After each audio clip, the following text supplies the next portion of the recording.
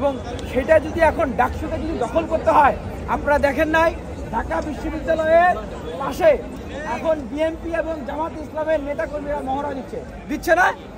দিচ্ছে কিনা বলেন? তাহলে এখন বিএনপি এবং জামাত ইসলামকে ঢাকা বিশ্ববিদ্যালয় ভাগ করে দিয়ে দেন। তারা তো এটাই বলতেছে যে আমাদেরকে ভাগ করে দিয়ে দেন ডাকসু, তাহলে আমরা কিন্তু মানবো না। তো ভাগ করে দিয়ে দেন, ডাকসু দরকার তো ছিল না। কারণ ঢাকা বিশ্ববিদ্যালয়ের প্রশাসনে যারা আছে, আমি যে অফিসিয়ালি স্টেটমেন্ট দিয়েছিলাম যে 70% ঢাকা বিশ্ববিদ্যালয়ের প্রশাসন ইতিমধ্যে বিএনপি জামাত হয়ে গেছে। 11 মাসেও তো ডাকসু নির্বাচনটা দিতে পারে নাই, তারা পেরেছে অভ্যুত্থান পরবর্তী সময়ে পারে নাই। 11 মাস আমরা ফাইট করে অনশন করে ডাকসুটা নিয়ে আসছি।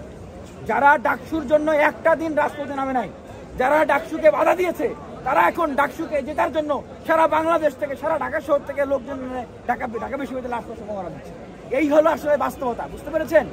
সেই জায়গা থেকে বলছি এটা কোনো তামাশা নয়, এটা একটা ছাত্র সংসদ নির্বাচন। আপনারা এটা নিয়ে যা শুরু করছেন, যা করতেছেন, শিক্ষার্থীদের সাথে প্রতারণা ছাড়া, শিক্ষার্থীদের সাথে ছলনা ছাড়া আর কোনো কিছু নাই। কি হয়েছে আমি বলি, ভোট কাস্টিং কত পার্সেন্ট হয়েছে বলেন? আপনারা দেখেছেন ভোট কাস্টিং কত পার্সেন্ট হয়েছে? আপনারা তো ভাই সারাদিন ছিলেন না ক্যাম্পাসে। 80% যদি ভোট কাস্টিং হয় তাহলে কত হাজার শিক্ষার্থী হয়? 80% ভোট কাস্টিং হলে আমরা যদি ধরে নেই যে এইখানে 31,000 শিক্ষার্থী, আরে ভাই ঢাকা বিশ্ববিদ্যালয়ে যদি 30,000 শিক্ষার্থী ঢোকে, ঢাকা বিশ্ববিদ্যালয়ে কি আপনি পা রাখার জায়গা পাবেন? এটা কমন সেন্সে কি বলে?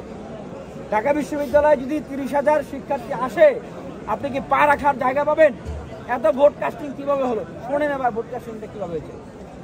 ঢাকার প্রথমে কি বলা হয়েছে সকালে, যে কাউকে ভোট কেন্দ্রে ঢুকতে দেওয়া হবে না। এখন ভাই বিশ্ববিদ্যালয়ের যে প্রশাসন, বিভিন্ন ভোট কেন্দ্রে যাদেরকে নিয়োগ করা হয়েছে, সেখানে কি আমার দলের কেউ আছে বলেন? আমার দলের কেউ নাই ভাই। স্বতন্ত্র প্রার্থী যারা, ছোট ছোট প্যানেল যারা, তাদের কি কেউ আছে বিশ্ববিদ্যালয়ের প্রশাসনে? কোনো শিক্ষক আছে তাদের সমর্থিত? নাই কিন্তু। সুতরাং আপনি যখন এটা বলবেন যে কেউ ভিতরে ঢুকতে পারবে না, তার মানে কি যাদের ভিতরে শিক্ষক কর্মকর্তা নাই তারা কিন্তু অসহায় হয়ে গেল। যাদের কর্মকর্তা সেখানে আছেন, যাদের দলীয় শিক্ষকরা সেখানে দায়িত্ব পালন করতেছেন, ভাই তারা গেলেই কি না গেলেই কি। তারপরেও আমরা দেখেছি তারা কিন্তু সকল নিয়ম কানুন ভঙ্গ করে চলে গেছে, বা নিয়ম ছিল প্রার্থীরা যেতে পারবে, তারা গিয়েছে, আমাদেরকে যেতে দেওয়া হয় নাই। কেন যেতে দেওয়া হলো না?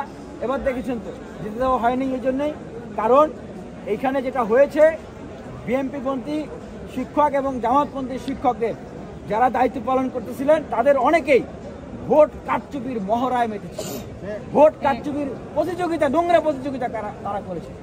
করার কারণ 80%-এর মতো বলে ভোট কাস্ট হয়ে গেছে। এখন কেউ কাউকে মানতেছে না। এখন দুই পাশে বিশ্ববিদ্যালয়ের দুই পাশে মহড়া দিতেছে যে ডাকসু আমাদেরকে ভাগ করে দিতে হবে, ঢাকা বিশ্ববিদ্যালয় আমাদেরকে ভাগ করে দিতে হবে, না হলে আমরা এখন ঢাকা বিশ্ববিদ্যালয়ে ঢুকে পড়বো। আপনি যে অভিযোগটা করলেন যে মানে বিএনপি এবং জামাতের মধ্যে ভাগ হয়ে গেছে, বিএনপিও কিন্তু অভিযোগটা আরেক দিকে নিয়ে যাচ্ছে। তারা বলছে যে জামাতের লোকজন, শিবিরের লোকজনকে তাদের পক্ষপাতিত্ব করছে প্রশাসন। ভাই আমি তো এটাই বলতেছি যে সাদিক কাইয়ুম বললেন যে ছাত্র দলের হচ্ছে ব্যালট পেপার ফিল আপ করে রাখা হয়েছিল, বলেন নাই? আর ছাত্র শিবিরের যে ব্যালট পেপার ফিল আপ করে রাখা হয়েছিল এটা তো সবাই জানছে। তাহলে এই দুই দলেরই তো ঘটনা।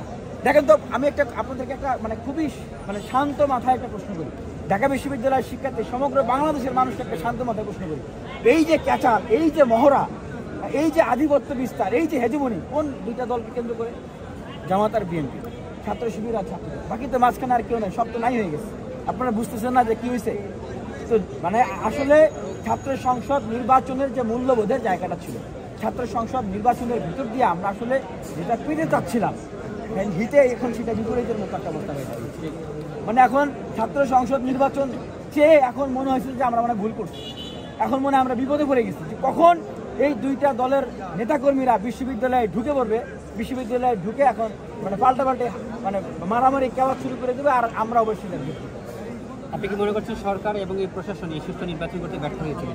অবশ্যই সুষ্ঠু নির্বাচন ব্যর্থ হয়েছে। আমি কি বললাম যে যেখানে আমি নিজে একজন ভিপি ক্যান্ডিডেট রয়ে আমাকে ঢুকতে দেয় না, একটা কেন্দ্র ঢুকতে দেয় না, সেখানে ছাত্র শিবিরের ভিপি ক্যান্ডিডেট, ছাত্র দলের ভিপি ক্যান্ডিডেট তারা কেন্দ্রে ঘুরেছে।